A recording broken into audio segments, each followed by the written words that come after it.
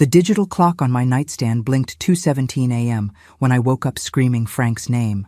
In my dream, I had been watching him climb the ladder to our roof again, that ordinary Thursday afternoon replaying in excruciating detail. I could see his careful movements, the familiar toolbox gripped in his weathered hand, the confident smile he flashed down at me. Just a loose shingle dot, he had called, back down in 15 minutes. Except in reality, he never came down conscious. The neighbors heard my screams when he fell. The paramedics were kind but straightforward. The doctor at the hospital used gentle words like impact and instant and no suffering that were meant to comfort but somehow made everything worse. 3 months later, I still woke up reliving it. My hand automatically reached for the phone. Before I could reconsider, I was dialing Vanessa's number, my fingers moving with the muscle memory of maternal instinct. My daughter had been my only immediate family for the past 3 months, the only other person who might understand the peculiar ache of missing Frank's presence in a world that kept spinning indifferently without him. The phone rang 4 times before she answered, her voice thick with sleep and immediate irritation. "Mom, it's the middle of the night. What's wrong?" "I had the dream again," I said, my voice breaking as tears came unbidden. "About your father on the ladder. I could see him so clearly, Vanessa. It was like he was right there, and I couldn't warn him, couldn't stop him." "Mom," her tone sharpened, fully awake now and unmistakably exasperated. "It's after 2 in the morning. I have a showing at 9 tomorrow. We've talked about this." We had indeed, several times over the past 3 months, with Vanessa's patience visibly thinning with each conversation. The initial sympathy after Frank's funeral had quickly given way to brief, perfunctory check-ins, then to increasingly transparent excuses for why she couldn't stop by or call more often. "I know, I'm sorry," I whispered, trying to gather myself. "It just felt so real, and the house is so empty." "Mom, stop being dramatic." The words exploded through the phone with such force that I physically recoiled. Dad was already old. This was going to happen eventually. People die. That's life. I sat frozen in shock, the phone pressed against my ear as my daughter continued, her voice rising with each sentence. "You're 72, not 40. Your turn is coming too, sooner rather than later. You need to learn to deal with this yourself. I can't be woken up every time you feel sad or lonely. I have my own life, my own problems. You need to learn to fend for yourself." The silence that followed her outburst seemed to echo in my bedroom. The same room where Frank and I had slept for 36 years, where we had whispered conversations late into the night, where he had held my hand through migraines and flu and the deep depression that followed my mother's death. "You're right," I finally said, my voice strangely calm despite the earthquake happening inside me. "I shouldn't have called so late. I'm sorry to have disturbed you." "Mom," Vanessa started, her tone already shifting toward perfunctory regret, but I gently pressed the button to end the call. I sat motionless on the edge of the bed, the phone still in my hand, as the reality of my situation settled over me like a physical weight. Frank was gone. My daughter resented my grief, and this house full of 48 years of memories, was suddenly as uninhabitable as if it had been consumed by fire. Every corner held Frank's presence, his reading glasses still on the side table next to his recliner, his slippers by the back door, the coffee mug he had used the morning of his accident still in the dish drainer because I couldn't bear to put it away. How could I continue to exist in these rooms without him, with only the echoing silence to answer my occasional spoken thoughts? Yet where could I go? At 72, with no career for the past 12 years, my options seemed remarkably limited. Vanessa had made it abundantly clear that seeking shelter with her was not an option, even if I could bear to impose after her outburst. I rose and moved to the closet, our closet, where Frank's clothes still hung on his side, still carrying faint traces of his scent. I pulled out my small suitcase, the one we had used for weekend trips to the coast over the years. With methodical care, I selected 3 changes of clothes, basic toiletries, and the prescription medications I took daily for arthritis and blood pressure. Then I moved to Frank's home office, where I kept important documents in the filing cabinet. Insurance information, bank statements, my social security card and passport. I hadn't looked at most of these papers since Frank's death. He had always handled our finances with meticulous care, and in my grief, I had let unopened mail pile up on his desk, unable to face the administrative tasks of death. As I sorted through the most critical documents to take with me, my hand closed around an envelope I didn't recognize. It was sealed and addressed to me in Frank's distinctive handwriting, block letters, slightly slanted to the right, pressing so firmly into the paper you could feel the indentations on the back. My name looked like a relief map of his affection. I nearly opened it then, but something stopped me. Some instinct told me this was not a letter to read in the house that suddenly felt more like a mausoleum than a home. Whatever Frank had to say to me from beyond death deserved the clear-headed attention I couldn't muster within these memory-saturated walls. By 4:30 a.m., I had packed the suitcase, gathered the important documents, including Frank's mysterious letter, and written a brief note for Mrs. Abernathy next door, asking her to collect my mail and water my houseplants. I called a taxi, something I hadn't done in years, as Frank had always been the driver in our relationship, and left the only home I had known for nearly 4 decades. The Bluebird Motel was not a place Frank would have ever considered staying. Located on the outskirts of Seattle near the highway, it offered weekly rates according to the flickering neon sign, and free HBO according to the smaller, partially burnt-out sign below it. But at 5:15 a.m., with limited funds in my checking account and no plan beyond escape, it seemed like a reasonable temporary sanctuary. The night manager barely looked up from his phone as I checked in, sliding across my credit card and ID with hands that had begun to show the familiar spots and slight tremor of age. If he wondered what a 72-year-old woman was doing checking into a budget motel before dawn, he kept his curiosity to himself. Room 118 was clean but sparse. A queen bed with a polyester floral bedspread, a small table with 2 chairs, a dresser with a TV bolted to it, and a bathroom with thin towels but surprisingly good water pressure. It held no memories, triggered no flashbacks, contained no echoes of Frank's voice or phantom impressions of his movements. Its very anonymity was a strange comfort. I placed Frank's unopened letter on the bedside table, then sat on the edge of the mattress, suddenly overwhelmed by the magnitude of what I had just done. For the first time in my adult life, I was completely alone, without even the architecture of my familiar routines to support me. My phone buzzed with a text from Vanessa. "Mom, I'm sorry," I snapped. "Didn't sleep well. Call me when you wake up." No mention of her cruel words. No real acknowledgement of the pain she had inflicted.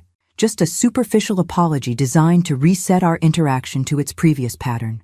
Her impatience, my acceptance, the mutual pretense that everything was fine. I set the phone aside without responding and lay down on the unfamiliar bed, too emotionally exhausted to cry, too physically drained to remain upright. As sunrise began to filter through the thin curtains, I drifted into the first dreamless sleep I had experienced since Frank's death. It would be 2 weeks before I finally opened his letter. 2 weeks of existing in the liminal space of the Bluebird Motel, suspended between the life I had lost and whatever uncertain future awaited me. 2 weeks of unanswered calls from Vanessa, whose messages evolved from irritated to concerned, to demanding as my continued silence disrupted her comfortable assumptions. 2 weeks of necessary emptiness before Frank's final gift would change everything. The Bluebird Motel settled around me like a cocoon of anonymity. Days blended together in room 118, marked only by the changing programs on the television and the steady rhythm of housekeeping's knock at precisely 10 a.m. I developed a simple routine: breakfast from the vending machine, a walk around the motel's perimeter when weather permitted, afternoons reading paperbacks purchased from the small shop next door, and dinner from the diner across the parking lot. For the first time since Frank's death, I wasn't constantly confronted with evidence of his absence. No empty chair at our breakfast table, no indentation on his side of our mattress, no closet full of clothes that would never be worn again. The motel room's impersonal space allowed my grief to exist without the constant sharp edges of memory.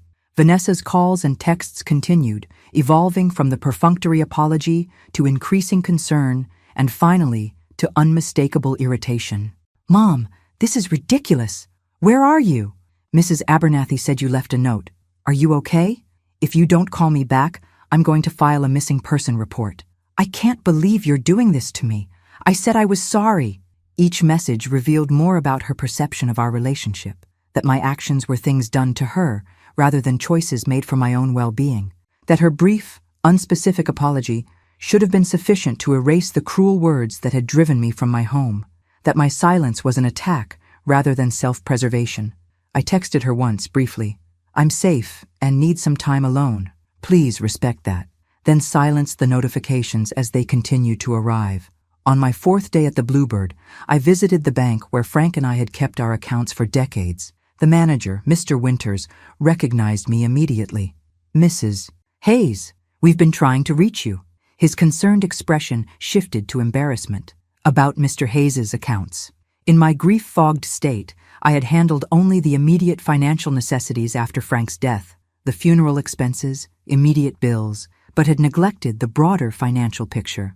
"My daughter came in 2 weeks ago," Mr. Winters explained carefully, "with a copy of the death certificate. She said she was helping you organize the finances and needed information about all the accounts." Something cold settled in my stomach. "What information did you give her?" "Only what was legally permissible," he assured me. "Account balances for the joint checking and savings." We explained that Mr. Hayes's personal accounts would require proper executor documentation, which she said you would provide. Personal accounts. The words echoed strangely. In our 48 years of marriage, I had never known Frank to have accounts separate from our joint finances. "What personal accounts?" I asked. Mr. Winters looked increasingly uncomfortable. "Perhaps we should speak in my office, Mrs. Hayes." Behind closed doors, he explained that Frank had maintained 2 separate accounts unknown to me, a significant checking account and an investment portfolio that had been steadily growing for decades. The combined value was substantial, not wealth by modern standards, but far more than the modest savings I believed we had accumulated. He was very clear that these were to be transferred to you immediately upon his death, Mr. Winters explained. "Our trust department has been trying to contact you to complete the paperwork. Did you tell my daughter about these accounts?" "No, Mrs. Hayes. Without proper documentation, we couldn't disclose their existence." Relief washed through me, followed immediately by confusion. Why had Frank kept these finances secret? We had always been transparent with each other, or so I had believed. I completed the necessary paperwork to transfer the accounts into my name, my mind swirling with questions only Frank could answer. Questions that made the unopened letter in my motel room suddenly feel like it might contain keys to a door I hadn't known existed. That evening, sitting at the small table by the window of room 118, I stared at the envelope I had carried with me for nearly 2 weeks. Frank's handwriting on the front seemed to pulse with potential revelations. What other secrets had my husband of nearly 5 decades kept from me? Still, I couldn't bring myself to break the seal. Opening it would be the final communication from Frank, the last new words I would ever receive from him. Once read, that finality would be complete. My rational mind knew this was magical thinking, but my heart wasn't ready for that terminal moment. Instead, I returned the letter to my suitcase and prepared for another night in limbo, suspended between the life I had lost and whatever awaited in that unopened envelope. On my 14th day at the Bluebird Motel, I woke to the sound of rain tapping against the window, a gentle, persistent rhythm that reminded me of Frank's fingers drumming on our kitchen table when he was deep in thought. Something about the familiar pattern broke through my hesitation. If I was finding Frank in random raindrops, perhaps it was time to hear what he had actually chosen to tell me. I retrieved the envelope from my suitcase, carried it to the small table by the window, and studied it one last time. The precise handwriting, the slight indentation of the pen on paper, the careful seal. Then, with a deep breath, I slid my finger beneath the flap and opened the final message from my husband. Inside was a single folded sheet and a smaller sealed envelope, labeled "After reading the letter," in Frank's handwriting. I unfolded the letter with trembling hands. "My dearest Dorothy, if you're reading this, then I'm gone, and you're facing a world without me. The thought breaks my heart, but we both always knew one of us would go first. I had hoped it wouldn't be for many more years. There's no easy way to say this, so I'll be direct. I haven't been entirely truthful with you about our finances, not because I didn't trust you, but because I wanted to protect you from my worries and give you security if something happened to me. For the past 40 years, I've been quietly investing a portion of my salary, first in patents from my engineering work, then in strategic investments those patents funded. I never told you because you were always concerned about financial risks, and I didn't want you to worry about the ups and downs. But those investments succeeded beyond my wildest expectations. You aren't just financially secure, Dot. You're wealthy. The accounts at Seattle First should already be transferred to your name by now, but they're only part of what I've built for us, for you. The smaller envelope contains the key to something I've created in Coeur d'Alene, Idaho, that little lakeside town we visited for our 35th anniversary. You said it was the most beautiful place you'd ever seen, remember? You joked that we should retire there, and I never forgot the way your eyes lit up looking at the lake. I bought property there 15 years ago and have been developing it ever since. It's your place now. Everything is in your name. The property manager, Thomas, has been expecting you since my death. He'll show you everything. One last thing, and this is important. I instructed my attorney, Richard Bennett, to provide you with all documentation immediately after my death. If you haven't received it, something is wrong. Call him directly at the number below. I'm sorry for any secrets I kept. I only wanted to give you peace of mind and choices after I was gone. You always took care of everyone else. Now it's time for you to be taken care of. All my love, always, Frank. A phone number was written at the bottom in the same careful hand. I read the letter 3 times, each reading revealing new layers of what Frank had done. Not just the secret accounts I'd discovered at the bank, but an entire property in Idaho, a place he'd been creating for 15 years without my knowledge. The magnitude of the secret stunned me.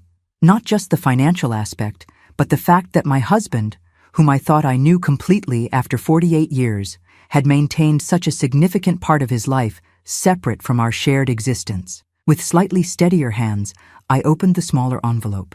Inside was a key attached to a wooden keychain engraved with a simple message, Hayes Haven, for Dorothy. Also enclosed was a business card for Thomas Wilson, property manager, with an address in Coeur d'Alene. I reached for my phone and dialed the attorney's number from Frank's letter. After identifying myself to the receptionist, I was immediately transferred to Richard Bennett himself. Mrs. Hayes, thank God you've called. I've been trying to reach you for months. The relief in his voice was palpable. Did you finally receive my package? No, I replied. I found a letter from Frank among his papers. That explains it. His voice turned grave. Mrs. Hayes, I sent a comprehensive package of documents to your home 3 days after Mr. Hayes's funeral. Your daughter signed for it. She told me she would deliver everything to you personally, as you were too distraught to handle such matters. The cold feeling in my stomach returned, stronger than before. I never received anything. I was concerned when I didn't hear from you.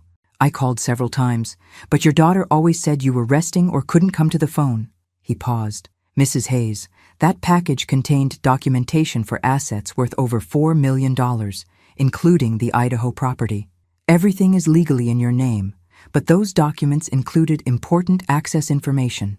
The room seemed to spin around me. $4 million, a secret fortune that Frank had built over decades, documentation intercepted by my daughter.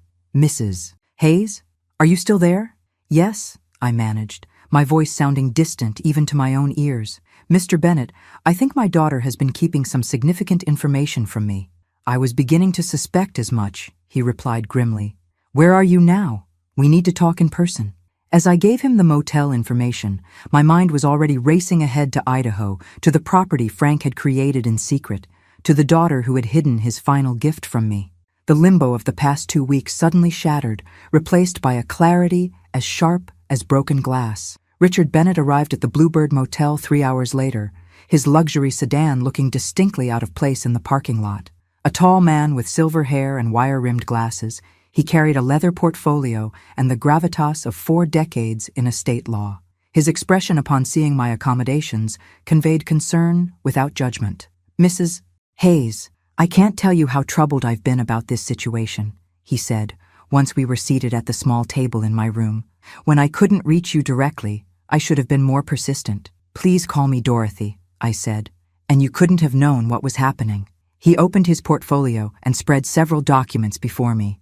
These are copies of everything that was in the package delivered to your home. First, let me confirm that all assets are legally in your name. Frank completed the transfers months before his death, with meticulous attention to legal detail. I scanned the papers, property deeds, account statements, investment portfolios, all showing values that seemed impossible for the modest life Frank and I had led. How had he hidden this level of wealth from me for decades? Frank was extraordinarily careful, Richard explained, seeming to read my thoughts. He established a separate corporate entity for his engineering patents and investments, keeping that financial world entirely separate from your daily lives. But he was equally careful to ensure everything would transfer seamlessly to you upon his death. He handed me a folder containing photographs. This is the Idaho property. The images showed a stunning lakeside estate, a craftsman-style main house nestled among pines, expansive gardens that reminded me of designs I had once sketched as a hobby, several smaller guest cabins, and a dock extending into the clear blue waters of Lake Coeur d'Alene. It was breathtaking and completely unknown to me until this moment. Frank purchased the initial property 15 years ago and has been developing it ever since, Richard continued. The main house was completed 5 years ago. The gardens were designed based on sketches he brought to the landscape architect, sketches he said were originally yours. My eyes filled with tears as I recognized elements from gardening journals I had kept decades ago. Frank had not only remembered my casual dreams, but had secretly brought them to life. Now we need to address your daughter's involvement, Richard said, his tone shifting to something more formal. 3 days after Frank's funeral, I sent the complete documentation package to your home by courier. Vanessa signed for it, stating she was acting as your representative during your bereavement. He placed a copy of the signed receipt before me. Vanessa's signature was unmistakable. Over the following weeks, she contacted my office multiple times. Initially, she said you were too distraught to handle financial matters and she was assisting you. Later, she began inquiring about ways to contest Frank's decisions, suggesting you might be experiencing cognitive decline and shouldn't manage significant assets. Cold anger replaced my shock. I've had no cognitive assessments or concerns from any medical professional. I explained that to her. I also explained that contesting would be futile since the assets were already legally transferred to you before Frank's death. His expression turned grave. Last week, she arrived at my office with her husband, requesting information about selling the Idaho property, claiming you had authorized them to handle the transaction. I knew nothing about the property until today. Richard nodded. I suspected as much, which is why I refused to provide any assistance without direct confirmation from you. He hesitated before adding, Dorothy, I don't know your family dynamics, but Frank once mentioned concerns about your daughter's financial judgment. He was adamant that while you should be generous if you wished, these assets should remain under your control. The pieces were falling into place with devastating clarity. Vanessa's increasing impatience with my grief, her angry outburst when I called that night, her attempts to access Frank's accounts, her interception of crucial documents, all pointing to a calculated plan to control assets she hadn't even told me existed. What do we do now? I asked, surprised by the steadiness in my voice. First, we secure your access to everything that's rightfully yours, Richard replied. Then, if you're willing, I suggest we visit the Idaho property. Thomas Wilson has been maintaining it in anticipation of your arrival. He's been quite concerned by your absence. As Richard outlined the next practical steps, I felt something shift inside me, grief making space for something I hadn't experienced since Frank's death. Purpose, direction. And underneath it all, a slow-burning anger at my daughter's betrayal that would eventually demand reckoning. I'll need a few days to arrange things, I said, already mentally preparing for the confrontation ahead. Of course. Richard gathered his documents. In the meantime, would you like me to arrange more suitable accommodations? Frank would be distressed to know you've been staying here. I looked around the motel room that had been my refuge. No, I think I'll stay until I leave for Idaho. It served its purpose. As Richard departed with promises to return the following day, I sat by the window watching rain continue to fall. Frank's final gift wasn't just financial security or a beautiful property. It was the clear evidence of how well he had known me, both my dreams and my blind spots. He had recognized my tendency to avoid conflict, particularly with Vanessa, and had built safeguards to protect me even after he was gone. The question now was what I would do with this newfound knowledge and the strength I would need to confront the daughter who had tried to hide it from me. 2 days later, I stood in the Bluebird Motel parking lot beside Richard Bennett's car, my small suitcase containing everything I had brought from the house. The motel manager, who had barely acknowledged my presence for 2 weeks, now watched with undisguised curiosity as I settled my bill and prepared to depart with the distinguished attorney. "Will you be returning, Mrs. Hayes?" he asked, clearly trying to piece together the mystery of the elderly woman who had spent 2 weeks in his establishment and was now leaving with a man who looked like he charged $500 an hour. "No," I replied simply. "I'm going home." Home. The word felt strange on my lips. Not the house in Seattle filled with memories of Frank, but a place I had never seen, created by my husband in secret, waiting for me in Idaho. The drive to the Seattle airport passed in comfortable silence. Richard had efficiently arranged everything: a direct flight to Spokane, a car service to Coeur d'Alene, all expenses drawn from accounts that were now indisputably mine. My phone remained silent in my purse. After learning the extent of Vanessa's deception, I had turned it off completely, unwilling to engage until I had seen everything for myself. "Are you nervous?" Richard asked as we approached the airport terminal. "Curious," I replied after consideration, "and perhaps a little angry." He nodded, understanding. "Anger is an appropriate response to betrayal. Not just at Vanessa," I clarified. "At Frank, too, in some ways, for keeping such significant secrets, even with good intentions." "He anticipated that," Richard said. "In our final meeting, he said, 'Dorothy will probably be furious with me when she learns everything. Tell her she has every right to be, but I hope she'll eventually understand why I did it this way.'" I felt tears threaten again. Even in his final arrangements, Frank had understood me better than I sometimes understood myself. The flight to Spokane was a blur of contemplation. I had traveled little in recent years, Frank and I settling into the comfortable routine of homebodies. Now I was flying alone to see a property I owned but had never visited, created by a husband I thought had no secrets from me, hidden by a daughter I had always tried to protect from consequences. Thomas Wilson was waiting at the Spokane airport as promised, holding a sign with my name. A weathered man in his 60s, with kind eyes and the practical clothing of someone who worked outdoors, he greeted me with respectful warmth. "Mrs. Hayes, it's an honor to finally meet you. Frank spoke of you constantly." The drive to Coeur d'Alene took just over an hour, during which Thomas filled in gaps of knowledge with the perspective of someone who had worked closely with Frank for years. He bought the initial property 15 years ago, just 30 acres then. Said he fell in love with it the moment he saw it, but that it was really for you. Thomas navigated the highway with the ease of familiarity. Every improvement, every decision, always came back to Dorothy would love this or Dorothy would prefer that design. "He never once hinted at any of this to me," I said, still struggling to reconcile the Frank I knew with these elaborate secret preparations. Thomas nodded thoughtfully.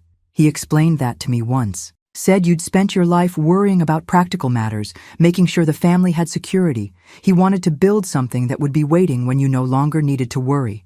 As we turned onto a private road winding through pine forest, Thomas slowed the car. "Frank had this road named after you last year, Dorothy's Way." The wooden sign confirmed his words, the carved letters clear against natural cedar. Something about this tangible evidence of Frank's long-term planning made the reality of what awaited more concrete than all the legal documents and photographs. We rounded a final curve, and Hayes Haven came into view. The photographs hadn't done it justice. The main house stood proudly on a gentle slope above the lake, craftsman style as Richard had described, with natural stone and timber perfectly complementing the surrounding landscape. Gardens extended in careful design toward the water, currently ablaze with late summer blooms. Several smaller cabins were visible among the trees, and a dock stretched into the clear blue water where a small boat bobbed gently. "It's 7 acres of waterfront," Thomas explained as he parked. "The total property is now 75 acres, including forest and the rental cabins." I remained in the car a moment, overwhelmed by the tangible evidence of Frank's secret life, years of planning, building, and investment that had run parallel to our visible marriage. "He kept detailed journals of the whole process," Thomas said gently. "They're in his study in the main house. I think they might answer some of your questions." As I finally stepped from the car, the scent of pine and lake water enveloped me. A familiar blue heron stood sentinel at the shoreline, the same species I had photographed and admired during our anniversary visit 15 years earlier. Had Frank seen that as a sign? Another piece of evidence that this place was meant for us? "Welcome home, Mrs. Hayes," Thomas said, leading the way toward the house that represented both my husband's love and his deception. "Frank wanted me to tell you he left the interior decorating minimal. He said that part should be yours entirely." I followed him up the path, each step bringing me closer to understanding the extent of what Frank had created and what Vanessa had tried to keep from me. The front door of Hayes Haven opened to a great room with soaring ceilings and windows that framed the lake like living artwork. Natural light poured across hardwood floors and simple quality furnishings that somehow managed to feel both welcoming and incomplete, as if awaiting a final touch only I could provide. Frank was adamant about keeping the decor minimal, Thomas explained, watching me take in the space. Said you'd want to make it your own. A stone fireplace dominated one wall, its mantel holding only 3 items: a framed photo of Frank and me on our wedding day, another from our 35th anniversary visit to this very lake, and between them, a small wooden box with my name carved on the lid. He left that for you to find first thing, Thomas said, nodding toward the box. Inside was a single key and a handwritten note. For the study. Start there. Thomas directed me down a hallway to a room overlooking a side garden. Unlike the deliberately understated great room, Frank's study was fully realized. Bookshelves filled with engineering texts and novels we had both loved, a sturdy desk positioned to catch morning light, and walls adorned with photos chronicling our life together. It felt so undeniably Frank that for a moment I half expected him to walk through the door. I'll leave you to explore, Thomas said. The kitchen is stocked. I'm in the caretaker's cottage if you need anything. Frank thought you might want privacy for this part. Alone in the study, I noticed a row of leather-bound journals on a shelf behind the desk, each labeled with a year stretching back 15 years. I took down the first volume with trembling hands and opened to the initial entry. October 12th, 2008. I bought the property today. Dorothy doesn't know yet. Maybe that makes me a terrible husband, keeping something this significant from her. But I've watched her spend 40 years worrying about having enough savings, enough insurance, enough security for Vanessa, despite our daughter's increasingly concerning financial choices. Dorothy deserves a place of beauty, without worry attached, somewhere she can simply exist in joy, especially if I go first. I can't bear the thought of her alone in our Seattle house, surrounded by memories and responsibilities. I'll tell her someday, when it's further along, when she can see the vision rather than worry about the cost. Page after page detailed Frank's careful planning, architectural considerations, budget allocations, and continual references to my preferences gleaned from decades of marriage. He had noted my casual comments about gardens I admired, furniture I found comfortable, colors that brought me peace. He had built not just a house, but a physical manifestation of attentiveness to who I was. The journals also contained frank assessments of our daughter's increasingly troubling relationship with money. March 3rd, 2012. Another call from Vanessa today. Another financial crisis requiring temporary assistance. Dorothy immediately offered to send money from our vacation fund. I agreed while hating the fact that at 35, our daughter still expects us to solve problems created by her and Philip's chronic overspending. This is why Hayes Haven remains a secret. If Vanessa knew about these resources, the requests would never end. Dorothy can't say no to her. Never could. I need to protect what I'm building here. Not from generosity, but from enabling behavior that helps no one in the long run. I read for hours, the sun shifting across the lake outside as I absorbed Frank's parallel narrative of our shared life, his love and frustration, his hopes and concerns, his careful planning for my future without him. The final journal, started the year before his death, ended with an entry dated just 1 week before his accident. April 18th, 2022. Everything is in place. Legal transfers complete. Dorothy owns it all now, though she doesn't know it yet. Richard has clear instructions. Thomas understands his role. I hope I have many more years with my Dot, but if not, Hayes Haven is ready. My final gift to the woman who gave meaning to every day of my life, even the difficult ones. My only regret is anticipating Vanessa's reaction. She'll see this as money hidden from her, rather than security created for her mother.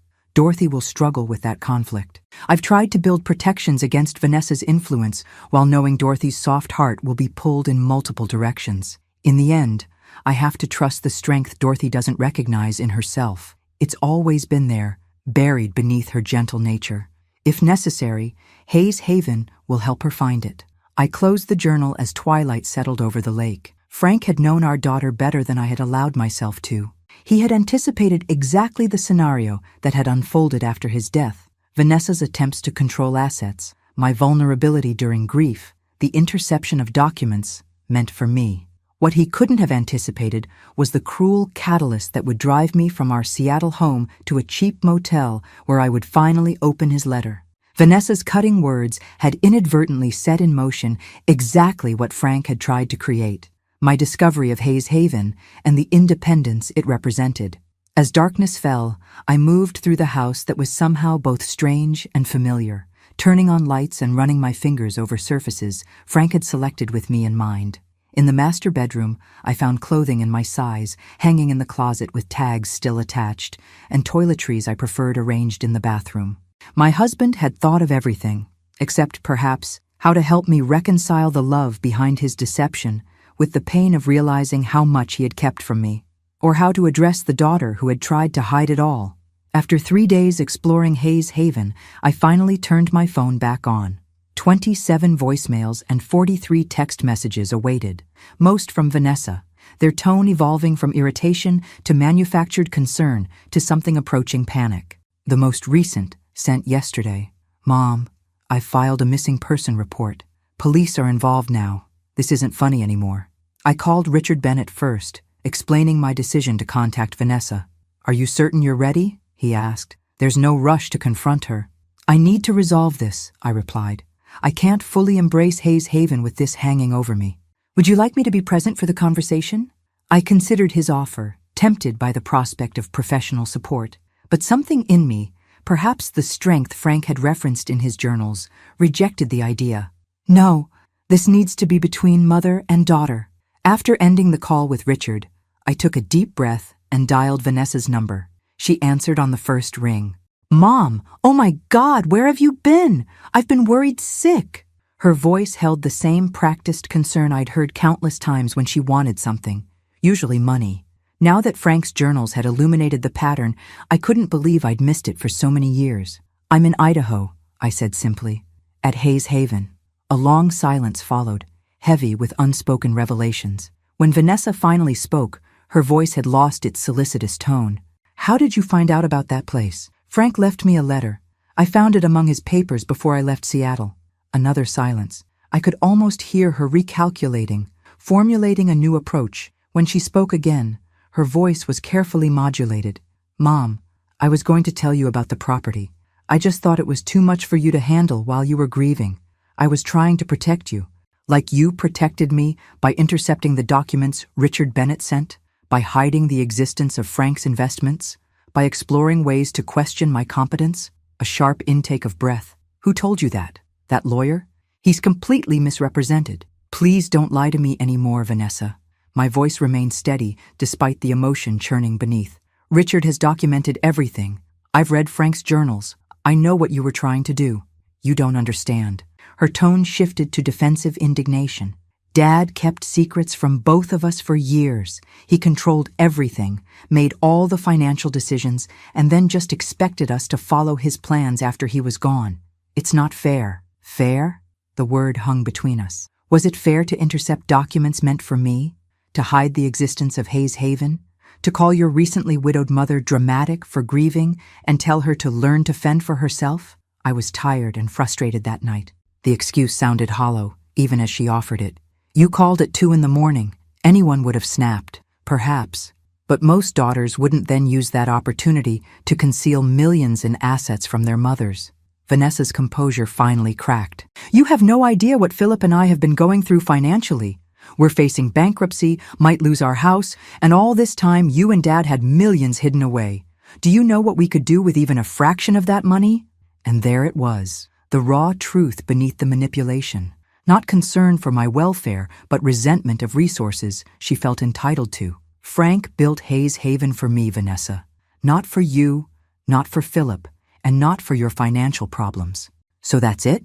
You're just going to live in luxury in Idaho while your only daughter struggles? This is exactly why I didn't tell you right away. I knew you'd choose Dad's controlling vision over helping your own child. The old guilt triggers were deployed with precision. The suggestion that prioritizing my own well-being was selfish, that real maternal love required unlimited sacrifice. For decades, Such tactics had worked reliably. I'm not choosing Frank's vision over you, Vanessa. I'm choosing my own needs after a lifetime of putting everyone else first. I paused, surprised by my own clarity. I will always be your mother, and I will always love you. But Hayes Haven is my home now, my future, not a resource for you to tap when poor financial choices create crises. You sound just like him, she spat, anger replacing manipulation. Always judging, always thinking you know better. You have no idea what our lives are really like. Perhaps not, I conceded. Just as you have no idea what my life has been like these past 3 months. But I do know that hiding legal documents from me was wrong. Attempting to sell property that isn't yours was wrong. Using my grief to manipulate access to assets was wrong. So what now? You're just cutting me off? Your only family? The question carried both threat and vulnerability. The little girl who feared abandonment, wrapped in the adult who had tried to take advantage of me. I'm not cutting you off, Vanessa. I'm establishing boundaries. There's a difference. I took a deep breath. I'll be staying in Idaho indefinitely. When I return to Seattle, it will be to sell the house and finalize my move. You and I will need to rebuild our relationship on healthier terms, which will take time and probably some professional help. This isn't over, she said, her voice cold. Philip knows lawyers too. We can contest. There's nothing to contest, I interrupted gently. Everything is legally mine, transferred before Frank's death. Richard has already explained this to you. Further attempts to challenge it will only waste money you say you don't have. After the call ended, I walked to the dock extending into the lake. The late afternoon sun cast long shadows across the water, and the mountains reflected on the surface created an image of solidity and depth simultaneously, much like the complex emotions swirling within me. Confronting Vanessa had been painful, but necessary. The conversation had confirmed everything Frank's journals suggested about our daughter's sense of entitlement and my own pattern of yielding to avoid conflict. Breaking that pattern felt both terrifying and liberating. As dusk settled over Hayes Haven, I found myself smiling despite the difficult conversation. Frank had been right. I was stronger than I'd allowed myself to believe. And now I had the perfect place to continue discovering that strength. Autumn arrived at Hayes Haven with spectacular transformation. The surrounding forests blazed in gold and crimson, their colors reflected in the lake with such perfection it was sometimes difficult to discern where reality ended and reflection began. Each morning, I woke to this natural artistry from the master bedroom windows, still occasionally disoriented by the absence of Frank beside me, but increasingly at peace with the life he had prepared. In the month since my confrontation with Vanessa, I had settled into Hayes Haven with growing confidence. Thomas proved invaluable, introducing me to the property's operations, the local community, and the 5 rental cabins that generated steady income along the northern edge of the property. The cabins are fully booked through October, he explained during one of our morning walks. Frank designed them to appeal to different types of guests. The writers and artists usually prefer Birch Cabin for its isolation, while families gravitate toward Pine and Cedar for their proximity to the shallow cove. I learned that Frank had carefully structured the rental business to provide both income and privacy. The cabins were accessible by a separate road, with landscaping that shielded them from the main house. Guests could enjoy the lake without impinging on my personal space. It's entirely self-sustaining, Thomas added. The rental income more than covers the property taxes and maintenance costs for the entire estate. Frank wanted to ensure you'd never feel financial pressure to make decisions about Hayes Haven. My husband's foresight continued to amaze me, not just the physical creation of this place, but the careful consideration of practical details that might otherwise have become burdens. I established new routines at Hayes Haven, mornings in the garden, tending the late-season plants and planning additions for spring. Afternoons often found me in Frank's study, now gradually becoming my study, reading his journals and working through the estate documentation Richard had organized. The financial picture Frank had built proved even more extensive than initially apparent. Beyond the Idaho property and the accounts I'd discovered at Seattle First, he had established investment portfolios with conservative growth patterns, designed to provide more than adequate income without requiring active management. Every aspect reflected his determination to create security that wouldn't demand expertise I might not possess. Richard visited twice, helping me understand the structures Frank had created and ensuring I felt comfortable with my options moving forward. Everything is structured to give you maximum flexibility with minimum obligation, he explained during his second visit.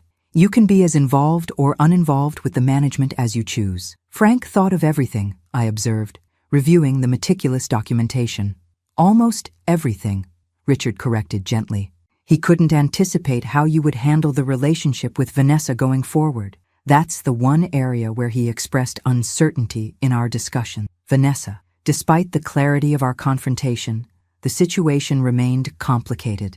She had made several attempts at contact since our initial conversation, alternating between terse apologies, implicit guilt trips, and occasional references to their continuing financial difficulties. I responded with brief, kind messages while maintaining the boundaries I had established. Philip had called once, attempting to circumvent my resolve by appealing directly to my maternal instincts. "Vanessa is really struggling with your absence," he began, his voice carrying the smooth persuasion that had likely convinced many investors to back his failed ventures. "She's having trouble sleeping, constantly worried about your welfare, all alone in that remote property."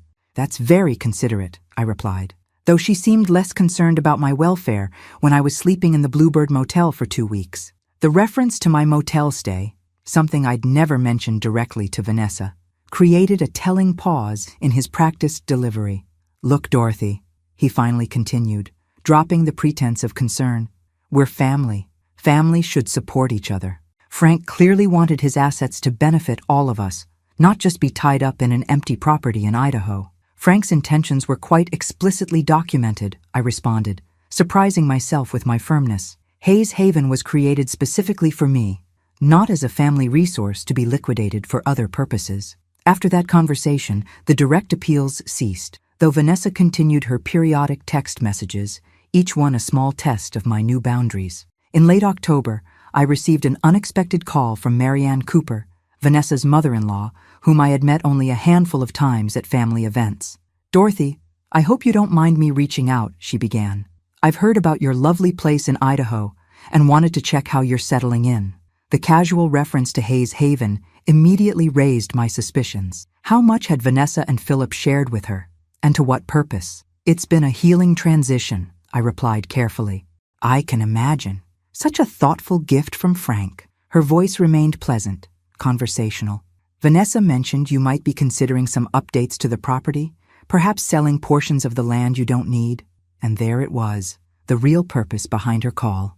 Vanessa and Philip, having failed in their direct approaches, were now deploying extended family in their campaign to access Hayes Haven's value. "Actually, I'm quite content with the property exactly as Frank designed it," I replied. "Every acre holds purpose in his overall vision." The conversation ended shortly after, with Marianne extending a vague invitation to visit her and her husband in Seattle, whenever you're back in town. I sat on the dock afterward, watching a family of ducks navigate the shoreline, contemplating this latest strategy. 6 months ago, such coordinated manipulation would have left me anxious and conflicted. Now it merely confirmed the wisdom of my decisions. That evening, I wrote in my own journal, a practice I had begun since arriving at Hayes Haven. Unlike Frank's detailed records, my entries focused on the emotional journey of rediscovering myself in this new chapter. October 27, 2022. Another attempt today to access Hayes Haven's value, this time through Philip's mother. The persistence would be almost admirable if it weren't so transparent. What they don't understand, what perhaps I didn't fully understand until coming here, is that the true value of what Frank created isn't in the property's worth, but in the independence it represents. For the first time in my adult life, I'm making decisions without considering everyone else's needs first. It's terrifying and exhilarating in equal measure. I miss Frank every day. I'm still angry sometimes about the secrets he kept, even while understanding his intentions. But I'm discovering that grief doesn't preclude growth. Perhaps that's his most meaningful gift, not the property or the financial security, but the opportunity to discover who Dorothy Hayes is when she's not defined by others' expectations. As I closed the journal, I realized I was smiling, a genuine expression that reached beyond politeness or social requirement. 6 months after Frank's death, I was finding my way forward, not despite his secret preparations, but because of them. Hayes Haven was becoming exactly what he had intended. Not just a beautiful property, but a place of healing and discovery where I could finally awaken to my own strength. Winter descended on Hayes Haven with serene beauty. The first snow arrived in late November, transforming the landscape overnight into a pristine wonderland. I woke to find the pines draped in white, the lake partially frozen near the shoreline, and animal tracks crisscrossing the gardens I had spent autumn tending. "The winters here are magnificent," Thomas assured me when I expressed concern about isolation. "Different from Seattle, certainly, but you'll adjust. Frank installed the best heating systems and backup generators. The main roads are well maintained, and I have a snowplow attachment for the truck." His confidence bolstered mine, and as the season progressed, I discovered unexpected joy in winter's quietude. The rental cabin stood empty until the holiday season, giving me peaceful dominion over the entire property. Each morning, I walked the snowy paths Frank had designed, my footprints often the only human mark on the landscape. Hayes Haven's interior proved as welcoming in winter as it had in autumn. The great room's fireplace became the heart of my evenings, its stone surround absorbing day's heat and radiating it back as darkness fell. I had gradually made the space my own, adding quilts I'd purchased from local artisans, rearranging furniture to better capture lake views, and filling bookshelves with volumes I'd had shipped from Seattle. The Seattle house remained in limbo. Richard had arranged for a property management company to maintain it while I decided its fate. The practical choice was to sell. I had no intention of returning there to live, but emotional entanglement complicated the decision. Despite Frank's deception and Vanessa's betrayal, that house had been home for nearly 4 decades. Relinquishing it felt like severing the final connection to my previous life. As Christmas approached, the question of holiday plans loomed large. Previous years had always included Vanessa and Philip, our traditions established decades earlier when our daughter was still a child. This year, everything was different. Our relationship remained strained, communication limited to occasional text messages that carefully avoided substantive topics. 2 weeks before Christmas, Vanessa finally broached the subject. "What are your plans for the holidays? We could drive up to Idaho if that's easier for you than coming to Seattle." The message carried multiple layers: an apparent olive branch, a bid for access to Hayes Haven, perhaps genuine desire for connection. I considered my response carefully, aware that my decision would set precedent for our relationship moving forward. After consultation with Richard, who had become both legal advisor and trusted friend, I replied with a compromise. "I've decided to stay at Hayes Haven for Christmas this year. If you'd like to visit, there's a lovely hotel in Coeur d'Alene, about 15 minutes away. We could have Christmas Eve dinner here, and perhaps Christmas brunch." The arrangement established clear boundaries, welcoming Vanessa while maintaining my separate space, offering connection without returning to old patterns of accommodation at my own expense. Her response arrived the next day. "We've made reservations at the resort for December 23rd, 26. Looking forward to seeing you and your new home." The simple acknowledgement of Hayes Haven as my new home, rather than Dad's secret property or other more loaded descriptions, suggested at least surface acceptance of the current reality. I spent the next week preparing for their visit with mixed emotions. Hope for reconciliation tempered by wariness of manipulation, maternal love complicated by recent betrayal. Thomas helped arrange for a professional cleaning service and discreetly mentioned that he would remain on property throughout their stay. His presence a subtle safeguard I appreciated without explicitly requesting. When Vanessa and Philip arrived on Christmas Eve afternoon, the initial moments were awkward. Formal greetings exchanged in the driveway, careful compliments offered about the property, a palpable tension underlying polite conversation. Vanessa had brought a small gift, beautifully wrapped. Philip carried an expensive bottle of wine. "It's really something," Philip said as they entered the great room, his gaze sweeping the space with poorly concealed assessment. Frank certainly knew how to invest in real estate. "It wasn't an investment to him," I corrected gently. "It was a home, for me." The distinction hung in the air, establishing the frame for our interaction. This wasn't property to be evaluated for potential profit. It was my home, created with intention and care. Dinner proceeded with careful conversation. Their work, local events in Seattle, neutral topics that avoided financial matters or recent conflicts. As dessert concluded, Vanessa finally addressed the elephant in the room. "Mom, I want to apologize properly," she said, setting down her coffee cup. What I did, hiding the documents, trying to control information, was wrong. I've had time to reflect, and I'm genuinely sorry. The apology sounded rehearsed, but not insincere. I nodded, acknowledging her words without immediately absolution. I appreciate that, Vanessa. It will take time to rebuild trust, but acknowledging what happened is an important step. Philip shifted uncomfortably, clearly less comfortable with direct discussion of uncomfortable truths. We've both realized we've been handling finances imperfectly, he added. We've started working with a financial advisor, making some changes. The statement struck me as both genuine and calculated, a signal of reform that might potentially open doors to assistance. I chose to acknowledge the positive aspect while maintaining boundaries. That sounds like a wise decision. Financial clarity brings peace of mind. As they departed for their hotel later that evening, promising to return for Christmas brunch, I felt cautiously optimistic. The visit had been neither the warm reunion a mother might hope for, nor the manipulative disaster I had feared. Instead, it represented something new in our relationship: measured honesty, careful boundaries, and the first tentative steps toward a different kind of connection.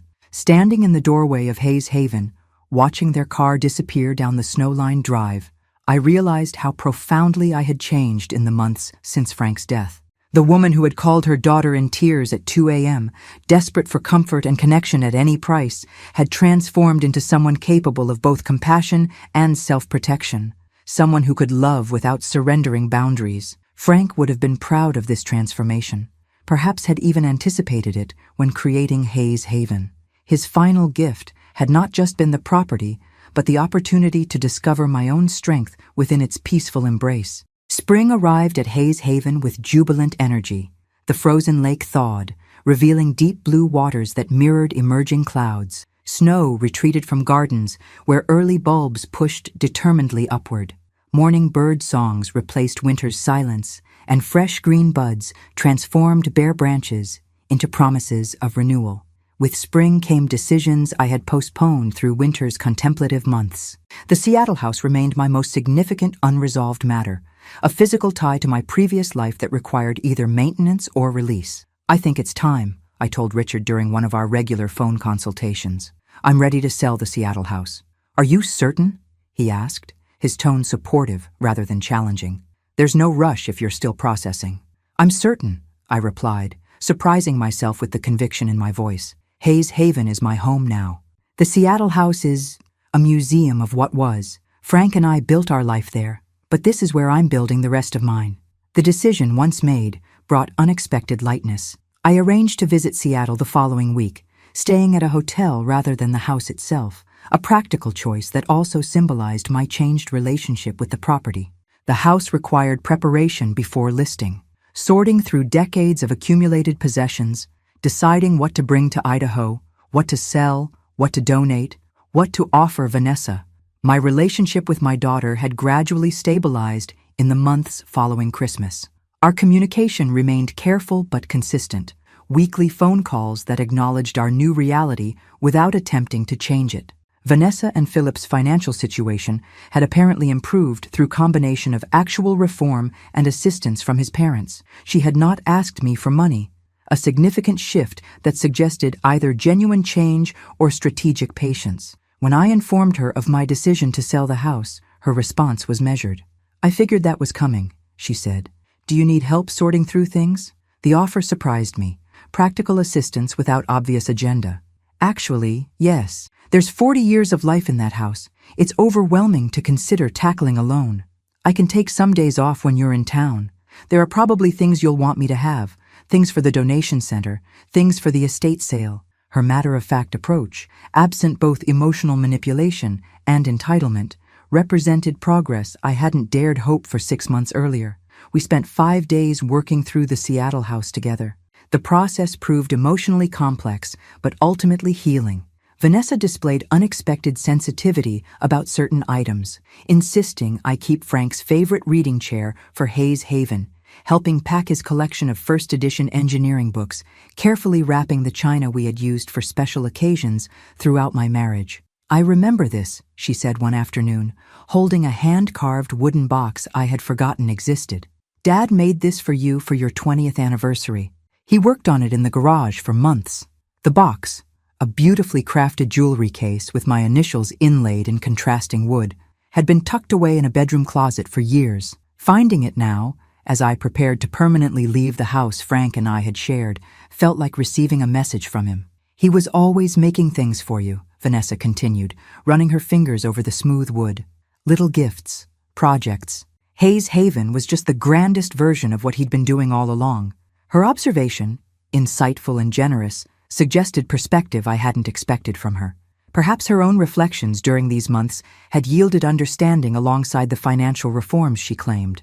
On the final afternoon, as the house stood nearly empty, essential items packed for Idaho, selected pieces claimed by Vanessa, the rest prepared for estate sale, we shared tea in the kitchen where countless family meals had transpired.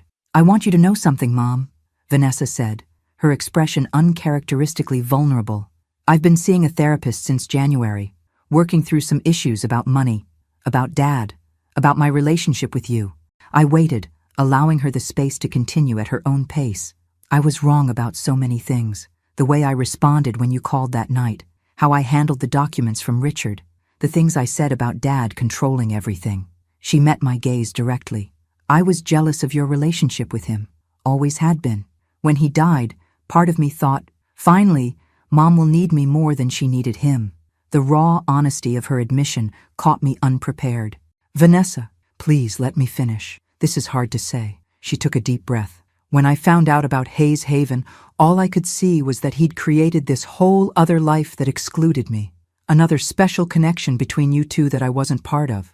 I reacted badly, selfishly. We all react from our wounds sometimes," I said gently. "Frank and I weren't perfect parents. We probably did make you feel excluded at times without realizing it." She shook her head. "That's the thing my therapist is helping me see. It wasn't your job to make your marriage smaller so I wouldn't feel jealous. It was normal and healthy that you two had a bond that was separate from your relationship with me." She smiled ruefully. "Took me 45 years and a good therapist to figure that out." As we locked the empty house for the final time the next day, I felt not grief but completion. The house had served its purpose in my life, sheltering my marriage, raising my daughter, containing both joys and sorrows appropriate to its season. Now it would pass to new owners, new stories, new purposes. Returning to Hayes Haven afterward felt like genuine homecoming. The spring gardens welcomed me with fresh blooms, the lake sparkled with afternoon sun, and the house Frank had created specifically for me embraced my return with familiar comfort. That evening, sitting on the dock as sunset painted the water in gold and crimson, I realized I had crossed an invisible threshold. The pain of Frank's deception had transformed into appreciation for his foresight. The betrayal of Vanessa's actions had evolved into cautious hope for healthier relationship. My own grief had not disappeared, but had made space for joy to exist alongside it. Hayes Haven had fulfilled Frank's vision, not just providing financial security, but creating space for me to discover strength I hadn't known I possessed and peace I hadn't believed possible in widowhood. As darkness settled over the lake and the first stars appeared above the mountains, I whispered words meant for Frank, wherever he might be. "Thank you for knowing what I needed before I knew it myself. I've found my way home."